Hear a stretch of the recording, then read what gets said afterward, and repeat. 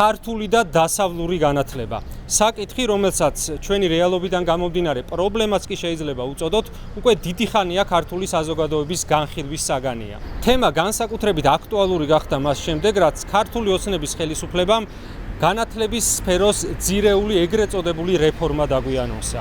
ცვლილებები ეხება განათლების სისტემის ფაქტობრივად ყველა მნიშვნელოვან კომპონენტს. დაწყებული სახელმწიფო გრანტის გადანაწილებით, რომელსაც აქამდე ეგრეთ წოდებული ვაუჩერული სახე ჰქონდა და აბიტურიენტებს საშუალება ჰქონდათ ეს გრანტი როგორც კერძო, ასევე საჯარო უნივერსიტეტებში წაიღოთ. ცვლილებების შემდეგ მათ ამის საშუალება აღარ ექნებათ და იძულებული იქნებიან მოპოვებული გრანტი მხოლოდ სახელმწიფო უნივერსიტეტებში მიმართონ. ეგრეთ წოდებული ერთი ქალაქი, ერთი უნივერსიტეტის რეფორმის ფარგლებში ბევრ უნივერსიტეტს ფაკულტეტების და პროგრამების რაოდენობა ფაქტობრივად გაუნახებდა. მათ შორის ყველაზე მეტად დაზარალდა ის უნივერსიტეტი, რომელსაც ახლა თქვენ ჩემ უკან კადრში ხედავთ, ილიას სახელმწიფო უნივერსიტეტი. ქართულ და დასავლურ განათლებასთან დაკავშირებით ჩვენ ამ სიუჟეტში გავესაუბრებით როგორც მოქმედ სტუდენტებს, ასევე დარგის ექსპერტებს და სპეციალისტებს. საუბარს დავიწყებთ რატი კობახიძესთან, ქართველ სტუდენტთან, რომელსაც აქ პირდაპირ ეხება დასავლურ განათლებასთან. ალბათ გაგვიჭირდება ისეთი ქართველი სტუდენტის პოვნა, ან აბიტურიენტის, რომელსაც არ აქვს სურვილი, რომ უმაღლესი განათლების რაღაც ეტაპზე მაინც სწავლა გააგრძელოს უცხოეთში. პირველ რიგში ამას კითხავდი, რას უკავშირებ ამას შენი შეფასებით, რატომ მიგვიწევს ასე გული დასავლეთისკენ და უკვე შენ რაც ნახე რეალურად განსხვავება ქართულ და დასავლურ განათლების სისტემასთან რაში ვლინდება ყველაზე ესე გამოკვეთილად და ხელშესახებად.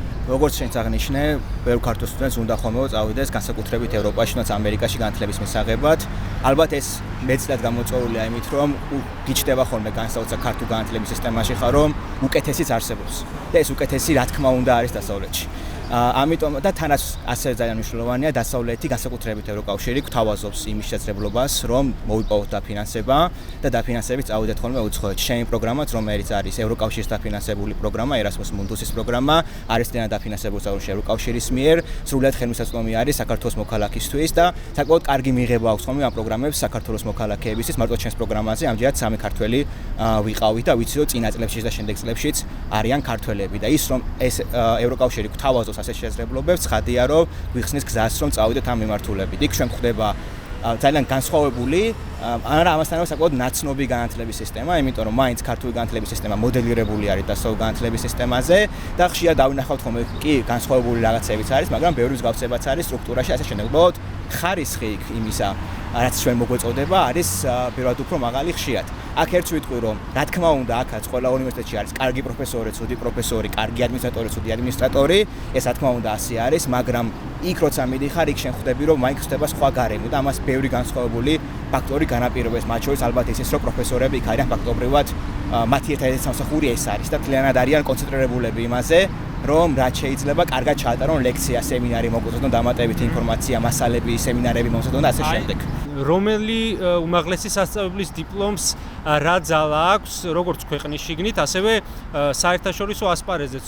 უკვე იმდენად გაიხსნა საზღვრები, რომ არსებობს არაერთი საშუალება და მექანიზმი საერთაშორისო დასაქმებისაც. და ამ კუთხითაც ალბათ დამსაქმებლებისთვის ძალიან მნიშვნელოვანია, რომელი და რანაირი განათლება გაქვს და რომელი უნივერსიტეტის დიპლომი გაქვს.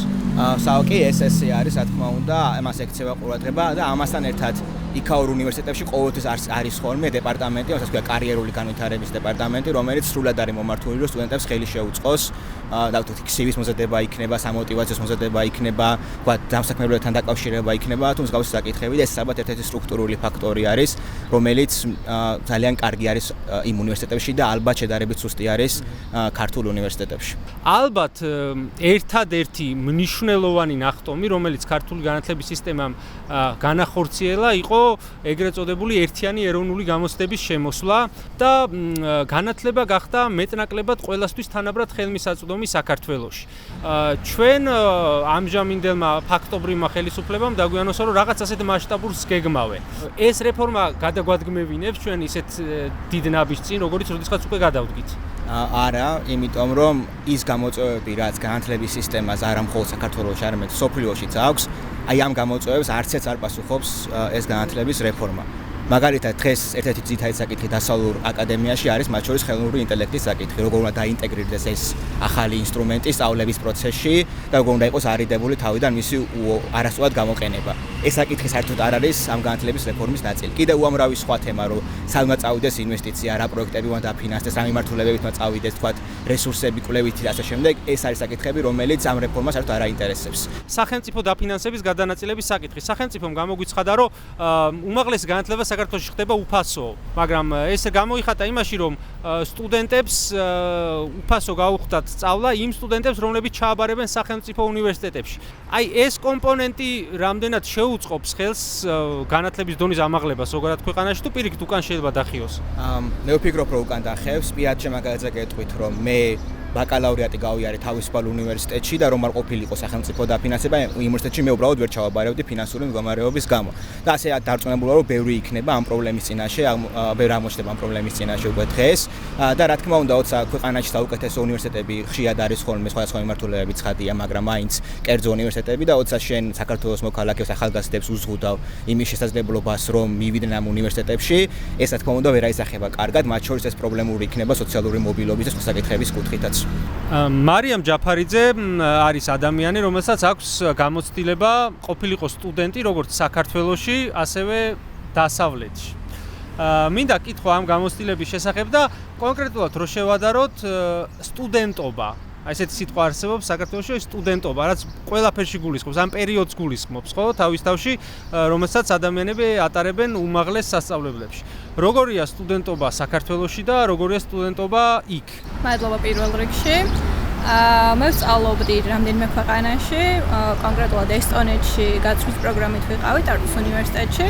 და შემდგომ პოლონეთში ვსწავლობდი ბელგიურ უნივერსიტეტში, რომელსაც ჰქვია ევროპის კოლეჯი, ვსწავლობდი ევროკავშირის სამეზობლო პოლიტიკას. და ძალიან საინტერესო, იმიტომ რომ ეს ორივე ქვეყანა არის პოსტკომუნისტური პოსტსაბჭოთა და რაღაც მსგავსი გამოცდილებები აქვს როგორც საქართველოს. მაგრამ განსხვავება იყო იმხელა ჩემთვის, რომ ეს სტუდენტობა გამეტარებინა ამ ორ ქვეყანაში, რომ რა თქმა უნდა ძალიან ბევრი კულტურული და აკადემიური შოკები მქონდა ჩემი სტუდენტობის გზაზე, ასე რომ ვთქვათ. პირველ რიგში მინდა დავიწყო იმით, როგორი სტუდენტობა მქონდა საქართველოში. ვთვლი, რომ მე სხვა ადამიანებთან შედარებით საკმაოდ იღბლიანი ვიყავი იმ მხრივ, რომ არ მჭირდებოდა ბინის ქირაში თანხის გადახდა, ჩემი ოჯახი აქ ცხოვრობდა და არ მჭირდებოდა თქვა დამატებით უამრავი სამუშაო იმისაც, რომ სწავლის საფასური დამეფარა. მაგრამ ამასთანავე საქართველოში უამრავ სტუდენტს ეს ყველაფერი სჭირდება. იმიტომ კი არა რომ რაღაცა ცუდი სტუდენტები არიან ან არ დაიმსახურეს, მაგრამ იმიტომ რომ სისტემა ასე მოწყობილი. და თან სისტემა ისე არის მოწყობილი, რომ თუ გინდა რომ მართლა კარგად ისწავლო და კარგი სტუდენტი გერქვას, ფაქტობრივად შეუძლებელია რომ პარალელურად გქონდეს სამსახური, რომელიც ღირსეული სამსახური იქნება და რაღაცა მონური პირობები არ იქნება იქ. და გქონდეს ნორმალური შემოსავალიც, რითაც მე ამ შენ სტუდენტურ ხარჯებს გაისტუმრებ. მეორეს მხრივ, თქვათ, ევროკავშირის იმ ქვეყნებში, სადაც მე მისწავლია, ეს ყველაფერი სავსებით შესაძლებელია. დამატებით შეგიძლია საკმაოდ კარგი სტიპენდიაც მოიპოვო, რაც ანუ საქართველოს სტიპენდიასთან შედარებით საამჯეროდ ხშირ დიდია ხშირ შემთხვევაში. რომ შევადაროთ ფასები თუნდაც სტუდენტური საცხოვრებლის ძალიან განსხვავებულია, იქ ძალიან იაფიღებს, ბევრად უფრო კეთილმოწყობილი სტუდენტური საცხოვრებლები და ანუ რაოდენობაც არის საკმაოდ დიდი. საქართველოში სულ რაღაცა 2 სტუდენტური საცხოვრებელია, როგორც ვიცი, თბილისში ყოველ შემთხვევაში და პირობები არის რაღაცა არც თუ ისე კარგი. ალბათ შეღავათებით სხვა სერვისებზე სტუდენტებისთვის. რა თქმა უნდა, სერვისებზე შეღავათები, ფასდაკლებები, სტუდენტური ბარათები გაქვს. რა თქმა უნდა, საქართველოშიც არის და ამით სპეკულირება შეიძლება, მაგრამ რამდენად განსხვავებულია ეს ყველაფერი, თუ რა სერვისი იღებ იქ ამ სტუდენტური ფასდაკლებებით და რა სერვისი იღებ საქართველოში, საკმაოდ დიდი სხვაობაა. და საბოლოო ჯამში ეს ყველაფერი იქამდე მიდის, რომ სტუდენტზე მორგებული გარემო ოღონდ ამ სიტყვის პირდაპირ მნიშვნელობით. შენ თუ ხარ სტუდენტი, გაქვს საკმაოდ ისეთი ბევრად უფრო მეტი პრივილეგიები, იმსაც რომ მოემზადო შემდგომ უკვე დამოუკიდებელი ცხოვრებისთვის, შემდგომ უკვე კარიერული წინსვლისთვის და ასე შემდეგ. როცა ვსაუბრობთ ევროპულ განათლებაზე, რეალურად ჩვენ მხოლოდ ის კი არ გვინდა რომ აი ქართველი სტუდენტები წავიდნენ ევროპაში და მიიღონ განათლება და აღარ დაბრუნდნენ. ჩვენ გვინდა რომ იქ რაც ვნახეთ, რაც გამოცადეთ, საქართველოშიც იგივე სიტუაცია იყოს. მე ამაზეც მინდა დაგისვა კითხვა, არ ვიცი შენ ამდენად გაეცანი დაანონსებულ რეფორმას მოქმედი ხელისუფლების მხრიდან შემოთავაზებულს. შენი გადმოსახედიდან ეს არის იქითკენ მიმავალი გზა, რაც ჩვენ გვინდა და გვჭირდება? ფაქტი არის ის, რომ განათლების სისტემაში ნამდვილად გვასაჭიროება რეფორმა და ძირეული ცვლილებები. თუმცა ეს არ მგონია, რომ მაინც და მაინც უმაღლესი განათლების სფეროთი, უმაღლესი განათლებით უნდა დაიწყოს. ძირეული ცვლილებებია განსახორციელებელი საქართველოს განათლების სისტემაში, დაწყებული პირველი ეტაპიდან, როცა ბავშვი ბაღში მიდის, შემდგომ უკვე გაგრძელებული სკოლის პერიოდით. ხშირად ვსაუბრობთ განათლების და სწავლის ხარისხზე. ეს ხარისხი შეიძლება ბევრი კომპონენტისგან შედგებოდეს. რას უწოდებთ, რომ დასავლეთში არის უფრო მაღალი ხარისხის განათლება? რაში გამოიხატება ეს? ზოგადად ამ ორი უნივერსიტეტის გარდა საკმაოდ ბევრ სხვა უნივერსიტეტთან მქონია მე შეხება ევროკავშირის სხვადასხვა ქვეყანაში. ხარისხზე როცა არის საუბარი, პირველ რიგში მოდის კრიტიკული აზროვნებით და თავისუფალი აზროვნებით, რაც ევროკავშირის ქვეყნებში საკმაოდ ხელშეწყობილია, ასე რომ ვთქვათ. საქართველოში რაც ვხედავთ, რომ ახალგაზრდები სტუდენტები თავიანთ სტუდენტობას ატარებენ პროტესტში, ასე უწევთ, იმიტომ რომ მნიშვნელოვანიც არის, მაგრამ მეორე მხრივ მერე ციხეში ყრიან, ასე ვთქვათ, ამ სტუდენტებს, რომლებიც მოითხოვენ თავისუფლებას და საქართველოს ევროპულ მომავალს. იგივე ხდება ლექტორებთან მიმართებით და იგივე ხდება თუნდაც იმ ინტელექტუალებთან მიმართებით, რომლებიც არიან მწერლები, პოეტები და ასე შემდეგ. რეალურად განათლების ხარისხზე როცა ვსაუბრობთ, განათლება უნდა იყოს და განათლებული ადამიანები პირველ რიგში წახალისებული, რაც ამ ქვეყანაში არ ხდება. პირიქით, ხდება ამ ადამიანების მიზანმიმართული ცილისწამებლური კამპანიები მიმდინარეობს, რომ აი ეს განათლებული და ინტელექტუალური ხალხი კი არა, არამედ აგენტები არიან, რომლებიც ამ უცხო ქვეყნების ინტერესს ატარებენ. ამ ლოგიკით ილია ჭავჭავაძეც აგენტი ყოფილა და ბევრი კიდევ სხვა დიდებული ადამიანი, რომელმაც ქართულ იდენტობას და ეროვნულობას ჩაუყარა საბრძოლო. ჩვენი სიუჟეტის მონაწილე ძალიან გვინდოდა რომ ყოფილიყო სიმონ ჯანაშიაც. იქიდან გამომდინარე რომ თქვენ სამართლიანად ითვლებით ჩვენ ქვეყანაში განათლების საკითხებში ერთ-ერთ ყველაზე გათვითცნობიერებულ ადამიანად. ზოგადად რა აკლია ქართულ განათლებას ამ დამოუკიდებლობის 30 წელზე მეტი ხნის განმავლობაში რატომ ვერ მივედით იქამდე რომ ქართველი სტუდენტები და აბიტურიენტები მუდმივად არ ილტვოდნენ დასავლეთში სასწავლებლად. რა აკლია და პრინციპში ყველაფერი აკლია, მაგრამ მთავარი რაც აკლია არის ის, რომ ძალიან ნელა ვითარდება და არ ვიყენებთ იმ შესაძლებლობებს, რაც ჩვენ გარშემო არსებობს. მათ შორის უნივერსიტეტებში რაც არსებობს უკვე, ყველანაირი პირობა არის იმისთვის, რომ ნელი განვითარება ქონდეს ამ სისტემას. და მეორე არის რომ წახალისება არ ხდება. ერთი მხრივ ბარიერებია განვითარებისთვის და მეორე არანაირი წახალისება არ არის. ახლა ჩვენი სისტემის უარყოფითი მხარე, მაგალითად რაც განასხვავებს მაგალითად ევროპული განათლების სისტემისგან არის ის, რომ ჩვენთან კერძო უნივერსიტეტები ჯერთი აღემატება საჯარო უნივერსიტეტების რაოდენობას და ესეთი რაღაცა არც ქვეყანაში არ ხდება რეალურად ევროპის და მეორე ის კერძო უნივერსიტეტებიც მაგალითად ამერიკაში შეიძლება კერძო უნივერსიტეტები ბევრად მეტია ვიდრე სახელმწიფო, მაგრამ ის კერძო უნივერსიტეტები ყველა კარგი კერძო უნივერსიტეტი ამერიკაში არის არამონგებიანი, კომერციული დაწესებულებები არ არის, ისინი არ შექმნილა იმისთვის, რომ ფული აკეთოს. იმისთვის არ არის გაკეთებული, რომ რა ვიცი, მაგალითად ბიზნესის ფორმა არა. უნივერსიტეტის ფორმა რაღაცა სპორტული მანქანა იკეთოს, ამისთვის არ არის. და ჩვენთან მაგისტრის არ შექმნილი. მე მაგალითად ჩვენც ვთქვამთ, რომ აი მოდი ჩვენთან უნივერსიტეტში ასწავლე და წილს მოგცემო რა. ხოდა ეგეთი რაღაცა მე საერთოდ ვერ წარმომიდგენი, რომ ესეთი რა უბრალოდ ითქვას კიდეც რა. წილს მოგცემო მაღაზია ხო არ არის? წარმოგიდგენთ მე ვინც ამაზე დათანხმდება, ფიქრობს იმაზე ფული როგორ გააკეთოს სტუდენტებთან ურთიერთობაში. ეგ თუ არის შენი მიზანი რა, რომ იფიქრო როგორ შეიძლება ქონდეს მეტი შემოსავალი. მაშინ შენ უკვე აკადემიური სფეროს ნაწილი აღარ ხარ, ბიზნესის სფეროს ნაწილი. აი ეს ძალიან განსხვავდება. ეს საინტერესო კომპონენტია ერთ-ერთი, ხარ ისი კითხვაც მინდოდა. ზოგადად სწავლის ხარისხს რას უწოდებთ? ბევრი რამ არის. აი მაგალითად უნივერსიტეტებში, საუკეთესო უნივერსიტეტებში, ჩვენთან და საუკეთესო უნივერსიტეტებში დასავლეთში სრულიად სხვადასხვანაირი ახალგაზრდები მიდიან. იქ ძალიან მომზადებულები მიდიან საუკეთესო უნივერსიტეტებში. ამიტომაც არის უნივერსიტეტები, სადაც ნებისმიერ ადამიანს იღებენ, მაგრამ ახალგაზრდები მაგალითად ინგლისში და გერმანიაში და საფრანგეთშიც სერიოზულ მომზადების კურსს გადიან იმისთვის, რომ უმაღლესი ჯავრების უფლება ჰქონდეს. ისინი ემზადებიან სპეციალურად ასეთ ტიპის სწავლების. ეს ის არ არის, რასაც ჩვენ აქ რაღაცა საფროს გვიყვებიან, რომ რეპეტიტორიუმი იქნება უნივერსიტეტში. ანუ კი არ იმეორებენ რაღაცას, სწავლობენ, რაც ნიშნავს მაგალითად ვრცელი ტექსტების კითხვა, ანალიზი, მშენებლობა და ასე შემდეგ. მხოლოდ მათ შეუძლიათ, რომ ჩააბარონ უნივერსიტეტებში. ამიტომ საწყისი წერტილიც არის ძალიან მაღალი. ანუ ჩვენთან მაგალითად ესეც სტუდენტები რომ მოვიდნენ, პროგრამები უნდა შეიცვალოს, მაგრამ ჩვენი პროგრამების დიდი ნაწილი უნივერსიტეტებში არის გათვლილი სტუდენტებზე, რომელსაც რა ვიცი, მაგალითად მთელი ბოლო 2 კლასი ემზადებიან ერთიანი ეროვნული გამოცდებისთვის, სადაც რაღაც ერთგვერდიანი, მაქსიმუმ ერთგვერდიანი რაღაც საკითხვა ჭირდება. თუ შინაგანი мотиваცია არ აქვს, იკითხოს ეს ნაწარმოებები, ან რომანების კითხვა არ იციან. არა, რომანებზე არ არის ლაპარაკი, მაგალითად სკოლაში ტექნიკური ხასიათის ლიტერატურის კითხვა არ იციან. მე ყოლია სტუდენტები, რომლებიც მეუბნებიან, არაფერი არ მესმის პირველ კურსელები და როცა ვეკითხებოდი, რომ რატო არ გესმის, მეუბნებიან, რომ აი მაგალითად აქ უცხო სიტყვებია, რო ვეკითხებოდი, აი რა უცხო სიტყვებია, მაგალითად მეუბნებიან, რომ ეს უცხო სიტყვები როგორც არის ტენდენცია.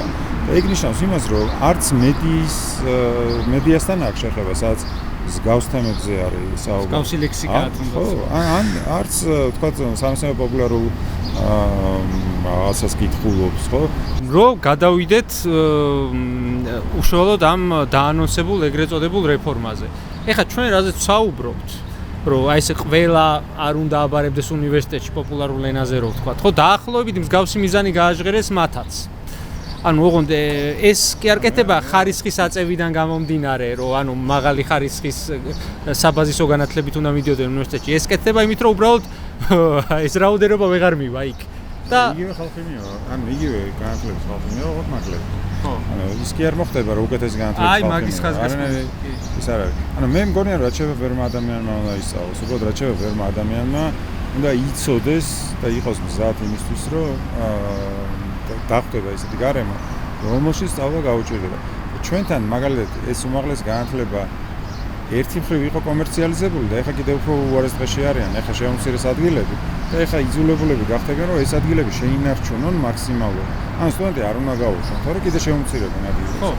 და ამიტომ ვისაც არ მიიღებენ, ყველას დაამთავრებინებენ. ანუ ყველას გაატარებენ ამ საუნივერსიტეტო პროგრამას. ილიას უნივერსიტეტს რომ უნდა და 2000 მიიღო. 2000-დან რაღაც რაოდენობა ხო გამოითიშებოდა. მაგრამ მაინც ეყოლებოდა სტუდენტები, მაგრამ 300-ის მიღების უფლებას რო აძლევენ. იმ 300-დან ვინმე რომ გამოეთიშოს პროგრამები დაიხურება. ხო, ესეთ რისკის ქვეშ დააყენეს. ანუ უნივერსიტეტს უშდება мотиваცია, რომ მაქსიმალურად შეავსოს ის მიღებული კვოტა.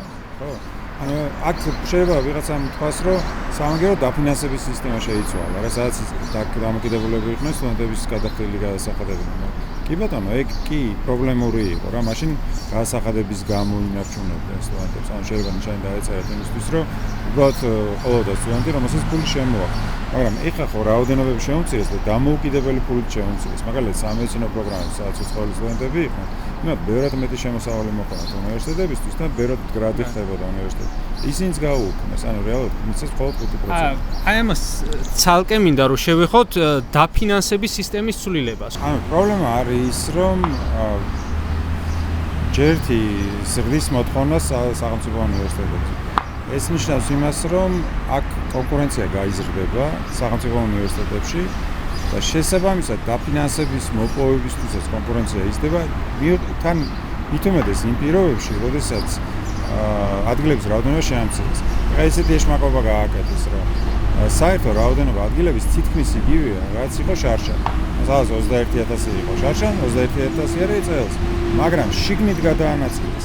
მაგალითად, შარშან თუ ბევრად მეტი ადგილი იყო, მაგალითად იურიდიულზე, ეხლა ნაკლებია იურიდიულზე, მაგრამ ბევრად მეტია სატყეოზე და საელექტრონოზე. ანუ სადაც არავის არ უნდა ჩაბარება. იქ არის, იქ მოუმატეს ადგილები, სადაც უნდა ჩაბარება ადამიანს, იქ მოაკლეს. ეხლა ეს გათვლა არის იმაზე, რომ იქ რო არ ჩააბარებს, არა იმის დაფინანსება არ მოუწევს. ანუ რეალურად გატყუებენ, გეუბნებიან, რომ იგივე რაოდენობის ხალხი ჩააბარებს, რა პრობლემაა და სინამდვილეს ჩააბარებს ნაკლები და პულის გადასახდელი იქნებათ ნაკლები. პული ისეც დაზოგეს იმითი, რომ 4 წლიანი პროგრამების ნაწილი შეამცირეს 3 წლამდე. ანუ მხოლოდ 3 წელს უფინანსებენ. თან ყველაზე ცინიკური არის ის, რომ პირველ კურსზე ეხლა ვინც არის, ვინც 4 წლიანზე ჩააბარა და ვისაც მოპოვებულია გრანტი, იმას კერძოში კი არა, სახელმწიფოშიც აღარ მიცემენ მე-4 წელს. ანუ 1 წელი წაართვეს მოპარეს უბრალოდ ამ ხალხს. და თან ეუბნებიან, რომ არ უღიარებენ რაღაც კრედიტებს, რაც პირველ წლის განმავლობაში გაიარეს, 3 წლიან პროგრამაზე გადაიყვანეს ესენიც. ანუ ამათაც 3 წლიანი უნდა დაამთავროს. რატომ კეთდება ეს? ამაზე მუსირებს ბევრი აზრი, ზოგიერთი აზრი გავს ცოტა კონსპირაციასაც, მაგრამ ლოგიკა იქაც იკითხება, რატომ აკეთებენ ამას? ყოველთვის არის ხოლმე კომბინაცია ინტერესებს, ანუ არის ყოველთვის გადაწყვეტილების მიღებებს შორის დაჯგუფებები, რომელსაც სხვა ინტერესებია. აი მაგალითად, მე მგონია, რომ პირველი ინტერესი არის პოლიტიკური კონტროლი. ანუ 2023 და 2020 წლებში დაინახეს, რომ ძალიან დიდია მუხტი უკმაყოფილების ახალგაზრდებში, გამოდიან აქციებზე და თან ეს ხალხების ეს დასაკარგი ბევრი არა და თან ხედავენ, რომ მათ ხარს უჭერენ ინსტიტუციები, უნივერსიტეტები. უნივერსიტეტების სახელით გამოდიან. ხო, აი მაგალითად ვინახავს კერძო უნივერსიტეტებიც კი, სადაც მაგალითად პასიურობდნენ ხელმძღვანელები და როცა სტუდენტებმა რაღაცა იაქტიურეს უნივერსიტეტის დროშა აიღეს და ვერეთმიდან არ აიღო. ხო, აიძულეს და რომ ამ უნივერსიტეტის სტუდენტებს შეერთებოდნენ. ანუ თვითონ ინსტიტუციები გადმოიყვანეს საკუთარ ჭკუაზე. და აქაც მაგალითად ილიას უნივერსიტეტში ახლა სადაც ვარ 23 წლის აქციების დროს ზუსტად ჩამოვიდა გერმანიის საგარეო საქმეთა მინისტრი ბერბოკი. აქ მოვიდა, მათ კი არ შეხვდა, აქ შეხვდა და მაგაზე გაგიჟდა. ხო და პირველი არის პოლიტიკური კონტროლი, მაგრამ არის ეკონომიკური ინტერესიც, ხო? იმიტომ რომ არიან დამსაქმებლები, რომლებიც ამბობენ, რომ ეს ხალხი თუ განათლებული იქნება, ჩვენ დაბალანაზღაურებად სამსახურებში არ მუშაობს. აღარ უნდა რომ მშენებლობაზე მუშაობა, აღარ უნდა რომ ეს იყოს საკუთარ მომსახურე პერსონალი სასტუმროში. ბოთლები გაყაროს. ეს ბოთლებს სინამდვილეში არ ვსაჭიროა, საერთოდ მოიტანეს ეს, მაგრამ თავისთავად კარგი აღწერა, სინამდვილეში პრიორიტეტი რა არის. ეკონომიკური ინტერესიც არის ხატია და ცალკე არის კიდე მართლა რაღაცა იდეოლოგიები რა, რომლის მიხედვითაც ესე იგი საზოგადოება უნდა იყოს ისე მოწყობილი, რომ მხოლოდ ელიტამ სუმახონდეს განათლება და ამ ელიტამ უნდა აწარმოოს საკუთარი თავი. ხო და ასე წარმოადგენენ და ეს ელიტა უნდა იყოს კონტროლირებადი ელიტა და მე ეგენი უნდა წავიდნენ იმაში რა მართლ რაღაცა სტრუქტურებში. ეგეც პოლიტიკური კონტროლის საკითხია, მაგრამ საზოგადოების გაგების პრობლემაც არის. და საზოგადოებები როგორ ვითარდება. დიდი მადლობა, როგორც ყოველთვის საინტერესო საუბრისთვის. მოკლედ ეს პატარა სიუჟეტი რის საშუალებაც გვაძლევდა, ალბათ მიმოვიხილეთ ძირითადი განსხვავებები ქართულ და დასავლურ განათლების სისტემასთან დაკავშირებით. უკეთესი სურვილით გემშვიდობებით.